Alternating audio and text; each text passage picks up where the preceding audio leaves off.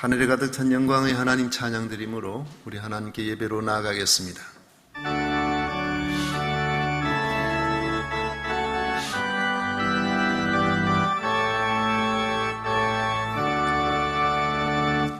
하늘에 가득 찬 영광의 하나님, 온 땅에 충만한 존귀하신 하나님, 생명과 빛으로 지혜와 권능으로 언제나 우리를 지키시는 하나님, 성부와 성자와 성령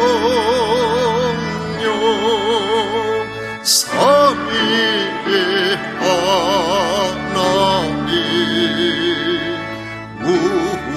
우리의 예배를 받아주시옵소서.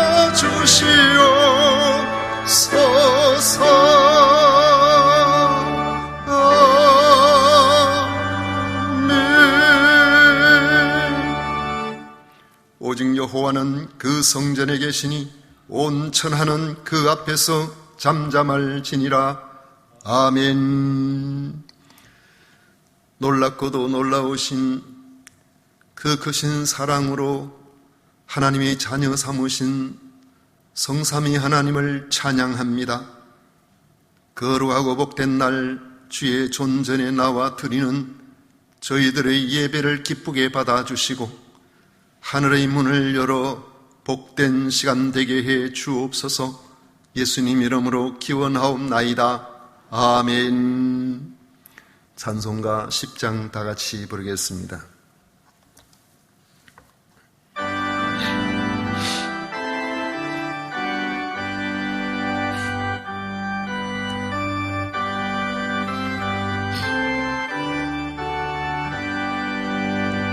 전능왕 오셔서 주 이름 찬송케 하옵소서. 영광과 권능의 성부여셔서 우리를 다스려 주옵소서. 아멘.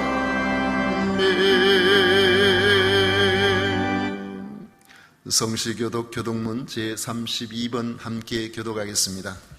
찬송가 뒤에 있는 교독문 제32번입니다.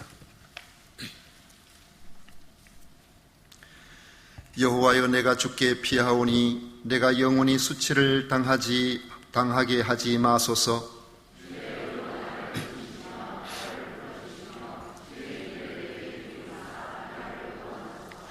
주는 내가 항상 피하였음을 바위가 되소서. 주께서 나를 구원하라 명령하셨으니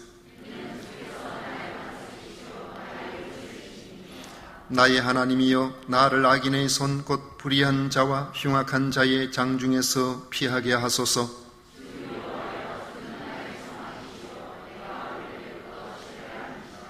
내가 모태에서부터 주를 의지하였으며 나의 어머니의 배에서부터 주께서 나를 택하셨사오니.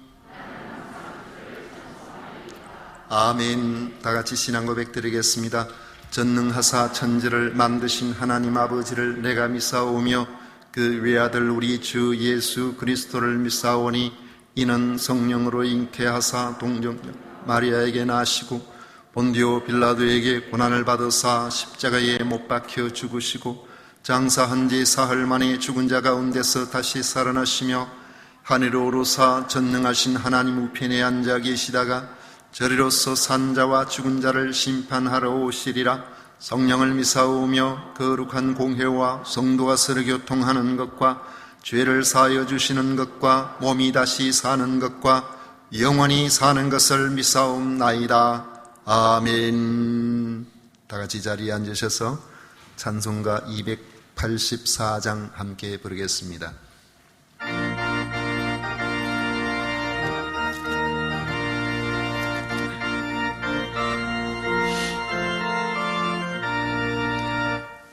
오랫동안 모든 죄 가운데 빠져 더럽기가 한량 없던 우리들 아무 공로 없이 구원함을 얻어 하나님의 자녀 지금 되었네. 주의 그 사랑 한량 없도다. 찬송할지어다 예수의 공로. 주의 그 사랑 한량 없도다. 찬송할지어다 예수의 공로. 주의 보혈로서 정결하게 씻겨 죄악에서 떠난 몸이 되었고 세상 근심 구름 간 것 없어지니 하나님의 빛이 영화롭도다. 주의 그 사랑 한량 없도다. 찬송할지어다 예수의 공로. 주의 그 사랑 한량 없도다. 찬송할지어다 예수의 공로. 죄의 깊은 잠과 뜬 세상의 꿈을 어서 깨어나라 나의 친구여.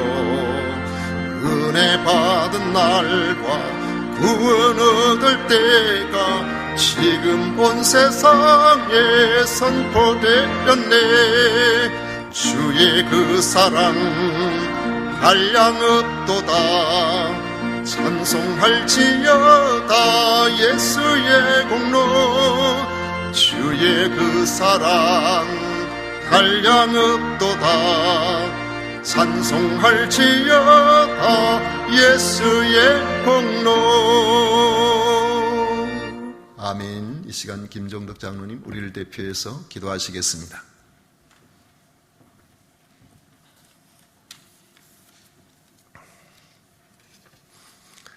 우리 하나님 아버지, 주님의 큰 구속의 은혜와 섭리 속에 저희들의 삶을 인도하여 주시사오며 우주 만물을 주관하셔서 결실의 계절 가을을 주심으로 한 해 동안 부어주신 하나님의 사랑을 기억하게 하심을 감사드립니다.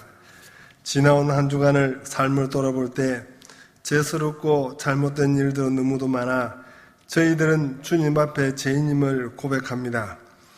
우리들의 죄를 용서하여 주옵시고 우리들의 마음에 성령의 뜨거운 불을 붙이는 새로움을 다짐하게 하셔서 기쁜 마음으로 주님을 따르며 즐거워할 수 있는 귀한 믿음을 허락하여 주시옵소서. 하나님 아버지, 이 땅에 지쳐있는 사람들을 살펴주시옵소서. 경제적인 어려움을 극복하지 못하는 신음하는 사람들도 있고요, 얽힌 관계를 풀지 못하고 고통받는 이들, 직장에서 여러 가지 스트레스를 지친 사람들이 있습니다.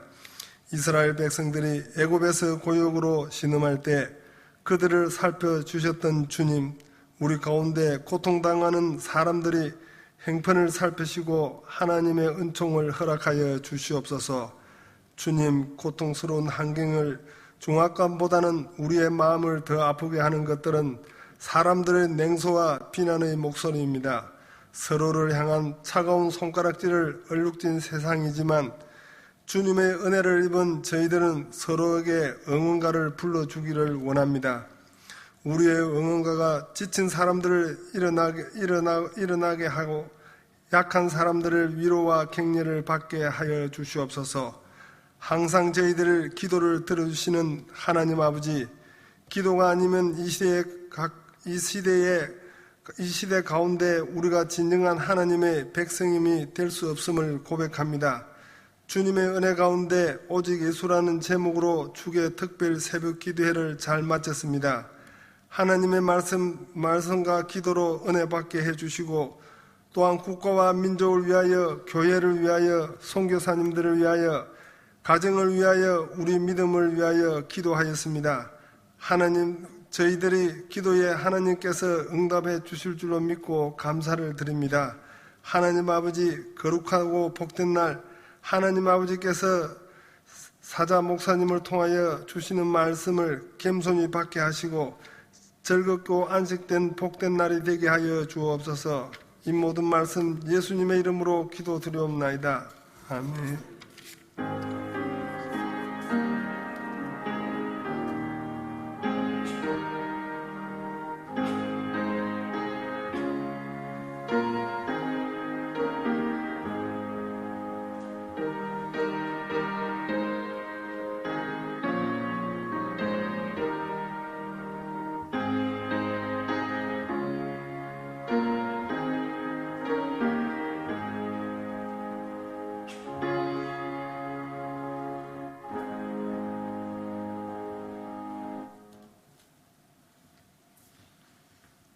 이 시간 우리에게 주신 하나님의 말씀은 마가복음 11장 15절 말씀부터 18절 말씀까지입니다.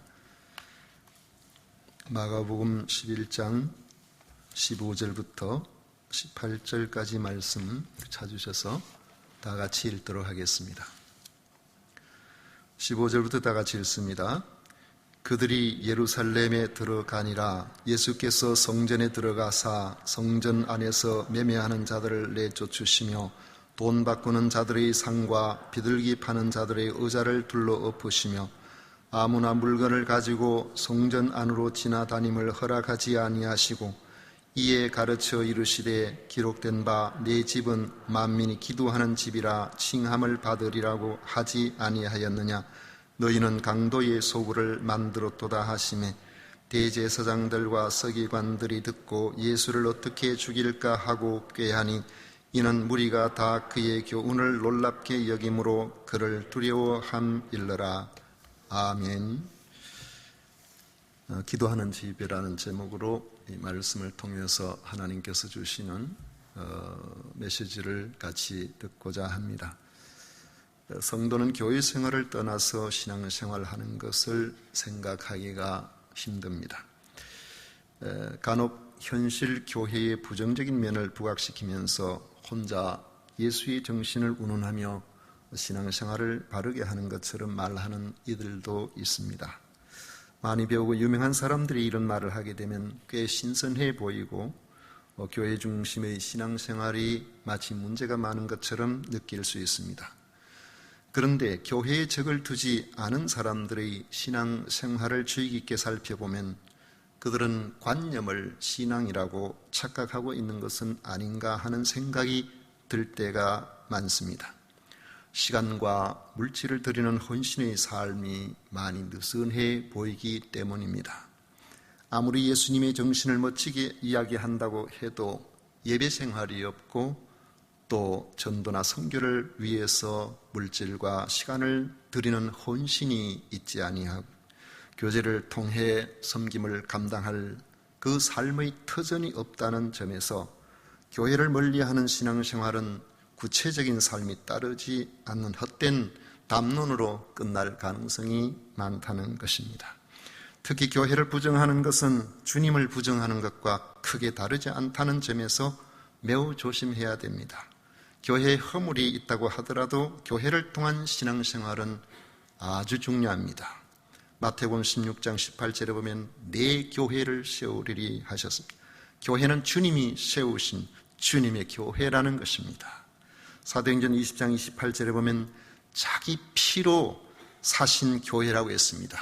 주님이 십자가에서 우리를 위해서 피 흘려주심으로 자기 피값으로 사신 곳이 바로 교회입니다. 에베소서 1장 23절에 보면 교회는 그의 몸이라고 했습니다. 교회는 예수님을 머리로 한 예수님의 몸입니다.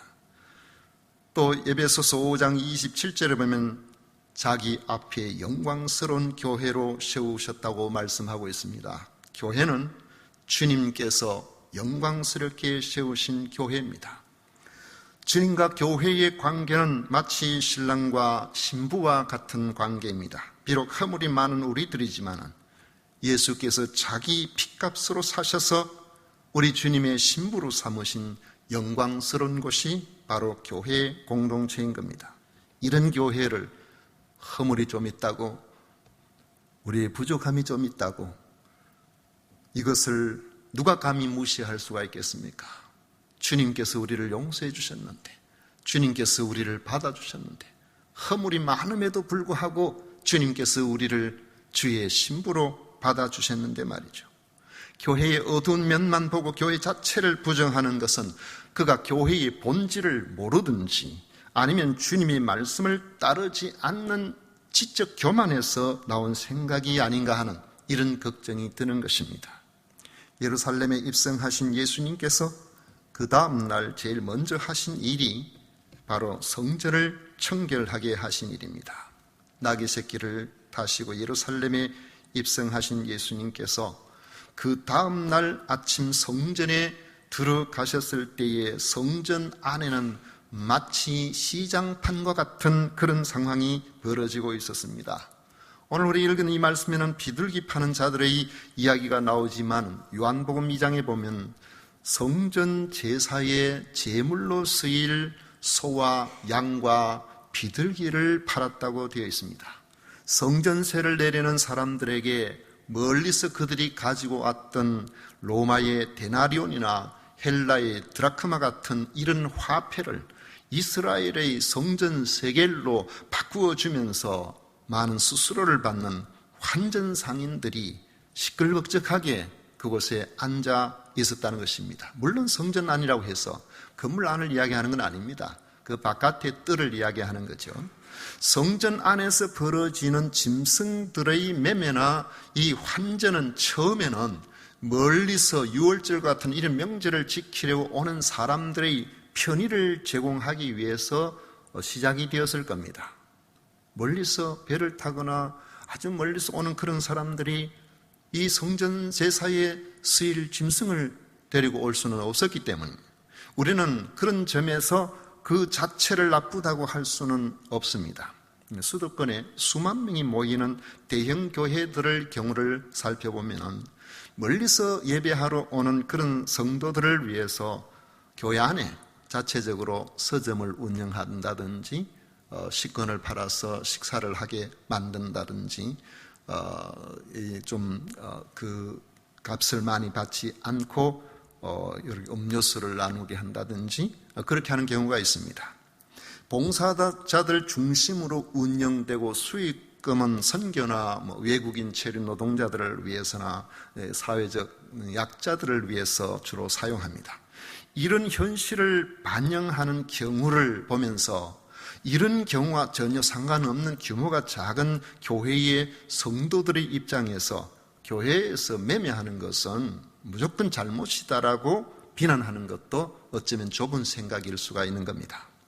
대제사장이 정말로 하나님을 경외하는 사람이었다면 성전에서의 매매를 하나님을 섬기는 일의 지장을 초래하지 않는 방식으로 운영할 수가 있었을 것입니다.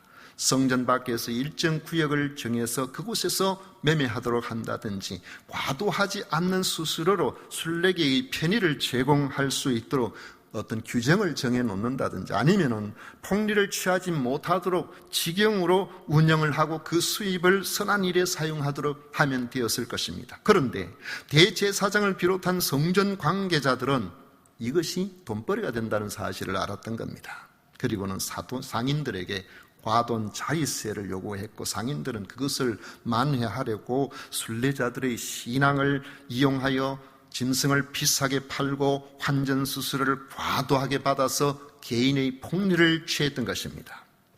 주님은 이사야 56장 7절의 말씀을 인용하면서 그들에게 내 집은 만민이 기도하는 집이라 칭함을 받으리라고 하지 아니하였느냐고 하셨습니다. 내가 곧 그들을 나의 성산으로 인도하여 기도하는 내 집에서 그들을 기쁘게 할 것이며 그들의 번제와 희생을 나의 제단에서 기꺼이 받게 되리니 이는 내 집은 만민이 기도하는 집이라 일컬음이 될 것임이라. 성전은 그런 곳입니다. 성전은 하나님의 집입니다. 성전은 만민이 기도로서 하나님을 만나는 집입니다. 성전은 하나님께서 만민의 행복을 위해서 그들을 인도하시는 곳입니다. 하나님은 성전에서 기도하기 위해 오는 하나님의 사람들의 그 혼신을 기쁘게 받으십니다. 그래서 사람들은 성전을 만민이 기도하는 집이라고 말하게 될 것이라는 거, 그렇게 말씀하고 있는 겁니다. 그런데 이런 구별된 성전을 사적인 욕심을 채우는 장소로 변질시킨 그런 현장을 보신 예수님께서는 진노하셨습니다. 요한복음에 보면 예수님은 노끈으로 채찍을 만들어서 양이나 소를 성전에서 몰아내시고 돈 바꾸는 사람들이 돈을 쏟으시며 상을 엎으셨다라고 그렇게 말씀하고 있습니다. 상을 엎는다, 상당히 과격한 것처럼 그리 보이잖아요. 저도 상이 뒤집어 엎혀지는 광경을 몇 번 봤습니다만 별로 아름답지는 않아요. 그래서 우리는 간혹 이 겉으로 드러나는 그 현상만을 가지고 판단하기 쉽지만 예수님께서는 성전에서 일어나지 않아야 될 일들이 일어나는 것을 보고 분노하시고 그 분노를 구체적으로 표현하셨는데, 주님이 하신 그 분노, 주님의 그 진노, 상을 엎으시는 그걸 가지고 예수님이 너무 과격하시네, 우리가 이렇게 과연 이야기할 수가 있겠습니까? 선한 분노라고 볼 수 있겠죠.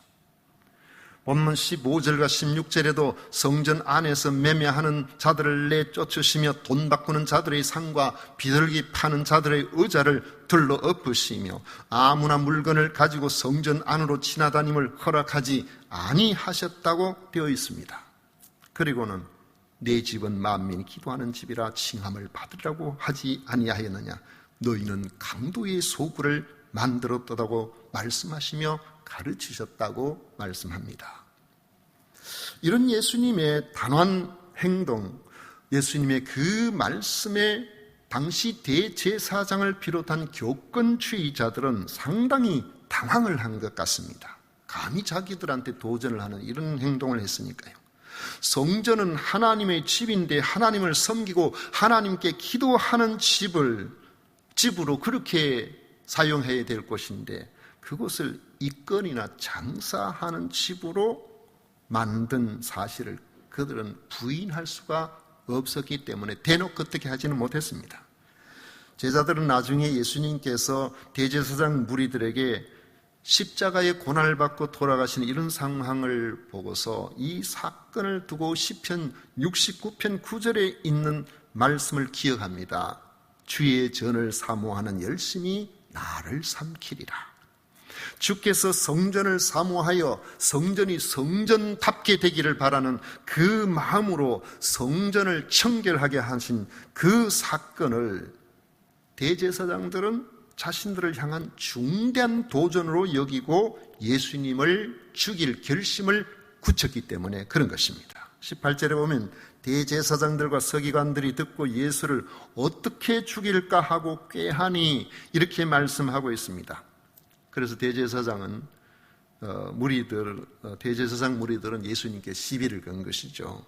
요한복음 2장 18절에 보면 네가 이런 일을 행하니 무슨 표적을 우리에게 보이겠느냐 그렇게 말했습니다. 이 예수님께서 너희가 이 성전을 헐라 내가 사흘 동안에 일으키리라 이렇게 말씀을 하셨습니다. 당시 성전은 헤롯 대왕이 유대인들의 환심을 사기 위해서 당시까지 46년이나 걸려서 지은 것입니다.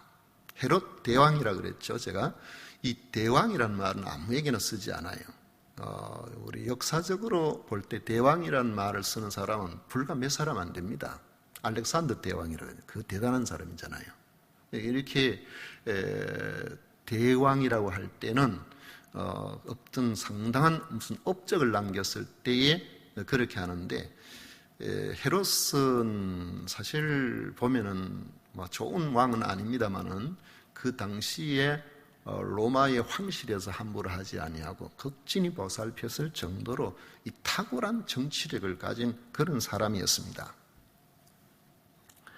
그런데 이 헤롯이 유대인들의 환심을 사기 위해서 성전 건축을 시작을 했었는데 예수님께서 이 말씀을 하실 때까지 46년이 걸렸었어요.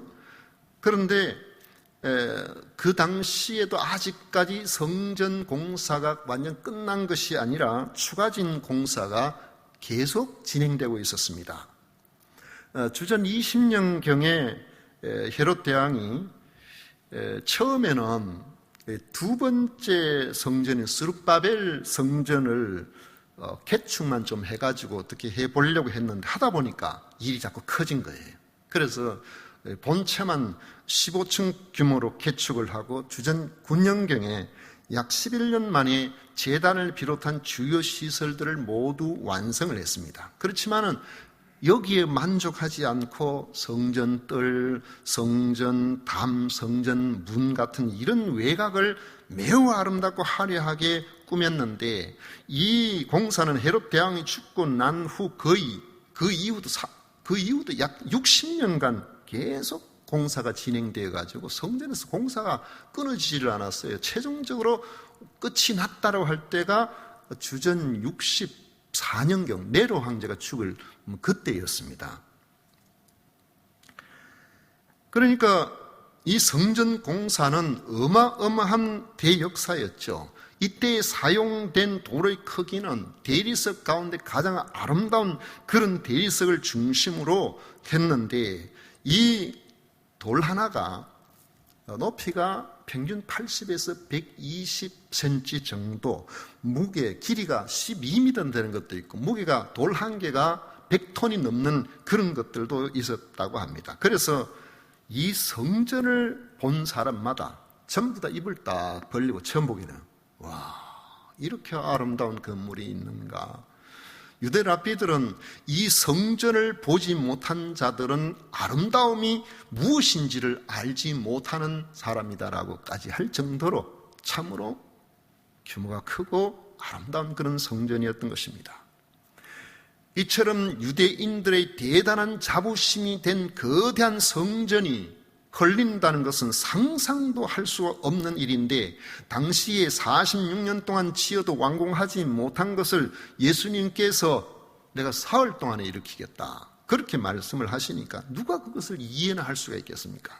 제자들도 나중에야 예수님께서 십자가에 달려 돌아가시고 사흘 만에 부활하신 것을 염두에 두고 하신 말씀이라는 것을 알게 되었다고 했습니다. 헤롯은 자기의 정치적 위상을 위해서, 유대인들의 환심을 사기 위해서 성전을 짓기 시작했지만은, 하나님께서 성전을 짓도록 허락하신 목적은 그 성전을 통해서 살아계신 하나님의 임재를 경험할 수 있도록, 하나님의 임재가 드러나도록 하기 위해서입니다. 성전은 바로 하나님이 이스라엘과 함께 하신다는 상징적인 장소가 되기 때문입니다. 그런데 성전이 하나님의 임재를 드러내지 못하게 된다면 그것은 더 이상 성전이라고 할 수가 없는 겁니다. 비록 46년 동안 지어진 장엄한 성전이라고 할지라도 그 성전을 통해서 하나님의 살아계심을 드러내지 아니한다면 그 건물은 하나님과 상관이 없다는 것이죠.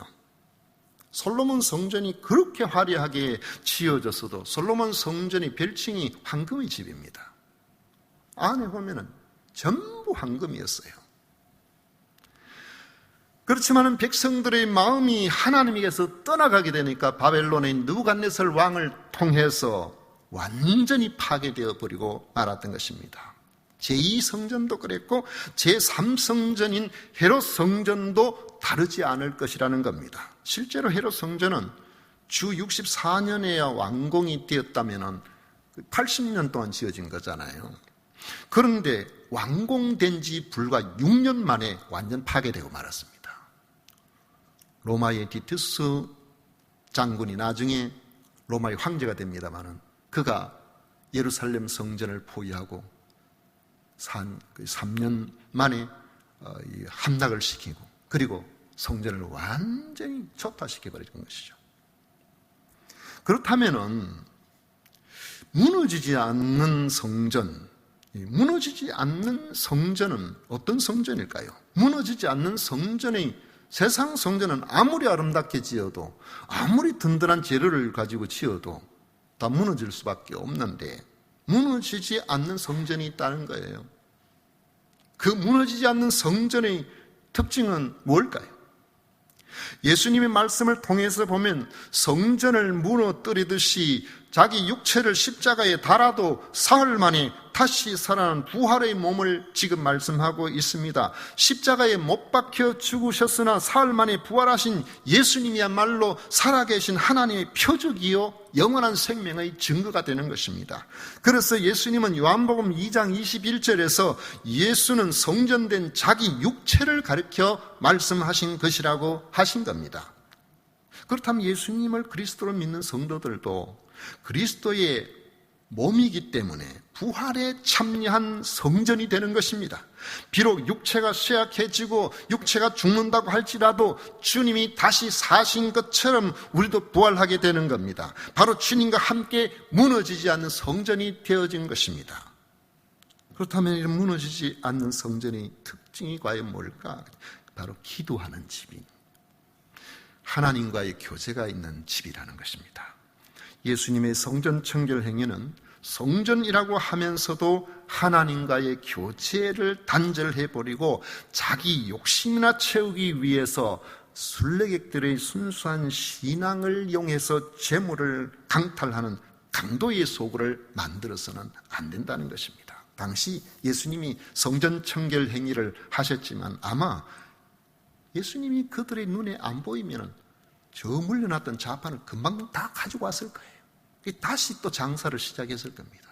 간혹 왜 어디 번개시장 같은 데 뭐 이런 데 가보면은 놔야 되지 말아야 될 곳에 뭐 놨던 그런 물건이나 뭐 여러 가지 있잖아요. 그런데 단속하는 사람 오면 전부 뒤로 들러놨다가 가고 나면 전부 또 다시 끄집어내잖아요. 왜냐하면은 근본적으로 단속하는 사람의 그 생각에 어떤 식으로든지 동의를 하지 않기 때문에 그런 것이죠.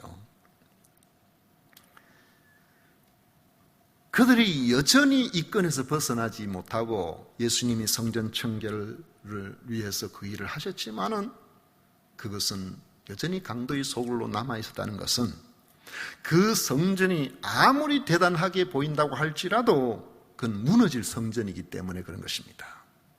이 점은 오늘 성전된 성도들에게도 그대로 대입해 볼 수 있습니다. 교회 생활이 하나님과의 소통이 최우선인 삶인지 아닌지를 스스로 물어보면 됩니다.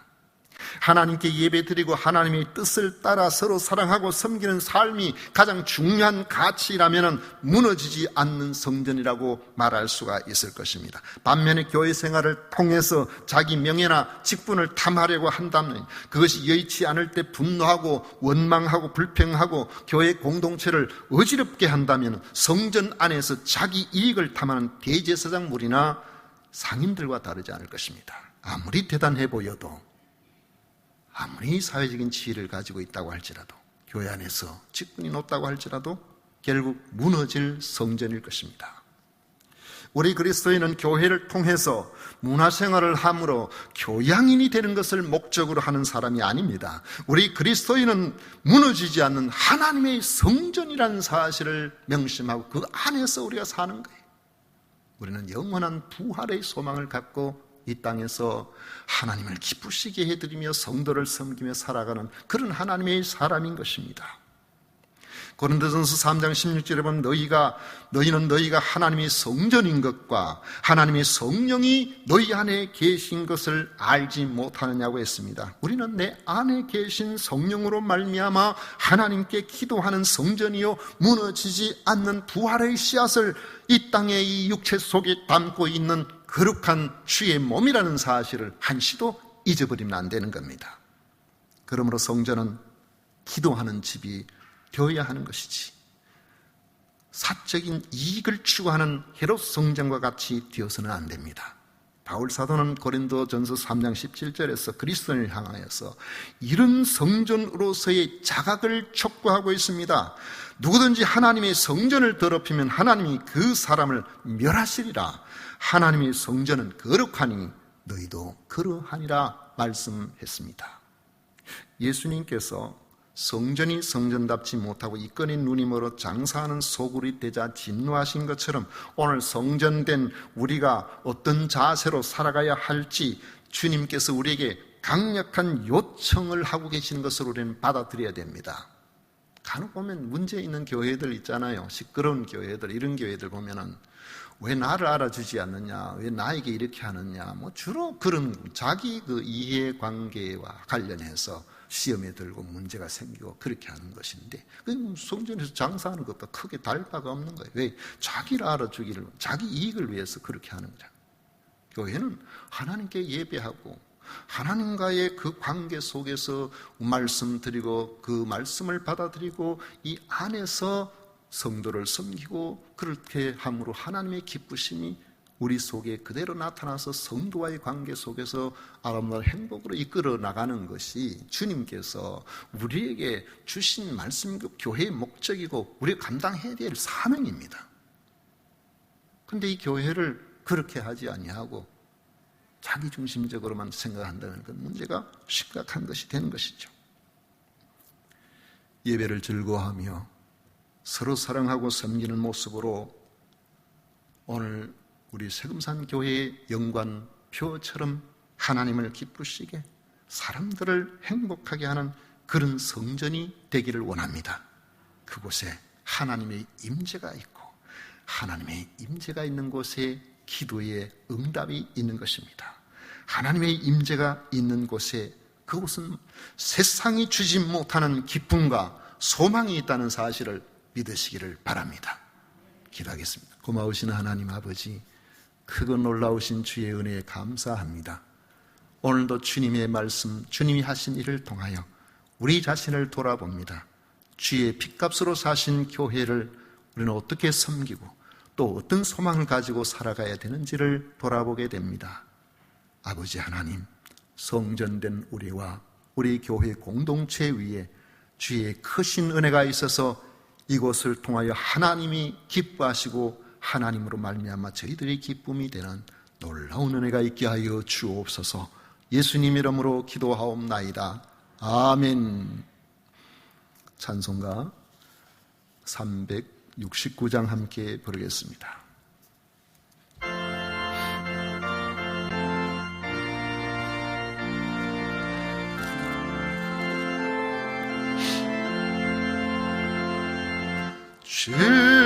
죄짐 맡은 우리 구주,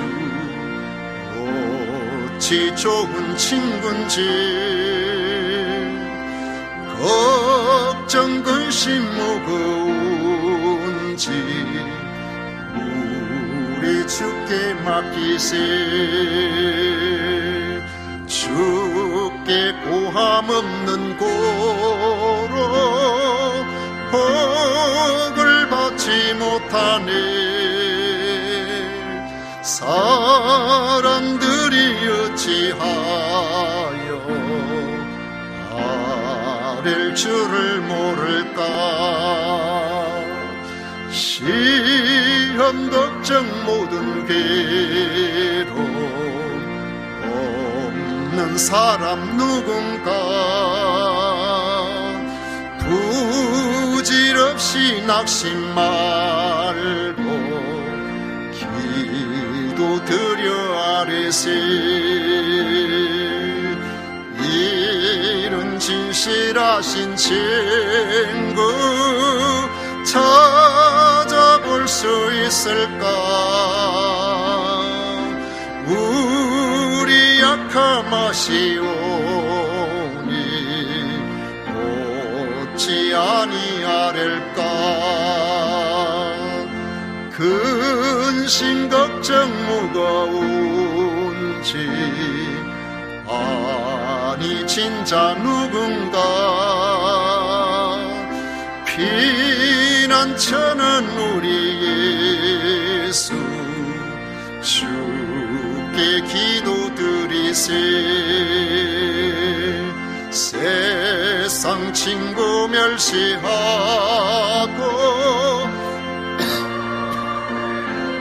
하여도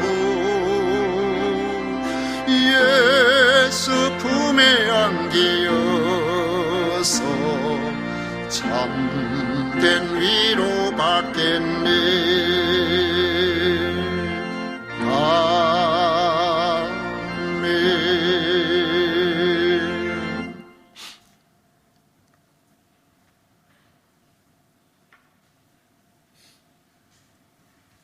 우리 하나님께 드린 예물 위해서 봉헌 기도하겠습니다. 우리의 영원한 소망 되신 하나님 앞에 나와 예배 드릴 수 있도록 해주신 그 크신 은혜에 진심으로 감사드립니다. 우리의 마음과 정성과 뜻을 모아 귀한 예물을 드립니다. 아버지 하나님, 소득의 10분의 1을 드립니다. 아버지 하나님, 선교 헌금, 건축 헌금, 주일 헌금, 그리고 여러 가지 제목으로 감사의 예물을 구별하여 드립니다. 아버지 하나님, 드린 이 모든 예물 주께서 기쁘게 받아 주시옵시고, 주님 앞에 드린 것, 주님의 모든 소유권을 인정하는 하나님의 백성들에게 아버지 하나님께서 저들의 필요한 모든 것들과 섬김에 필요한 풍성한 것들에 이르기까지 넘치도록 부어 주옵소서. 오늘도 주의 백성들을 섬기기 위하여 아버지 하나님 앞에 이른 아침부터 나와서 아버지 하는 분야에서 수고하고 있는 모든 주의 종들을 기억해 주시고 저들의 이 수고를 알아 주옵소서. 주님 앞에 드린 것 주님께서 기쁘게 받으심을 믿사옵고 예수님 이름으로 축복하며 기도하옵나이다. 아멘. 지금은 우리 구주 예수 그리스도의 은혜와 하나님 아버지의 놀라우신 사랑과 성령 하나님의 위로 축복 교통하심이 겸비 주님 앞에 나와 예배하는 모든 성도들 위해 그 가정의 기도의 제목들을 위해 영원토록 함께 있을지어다. 아멘.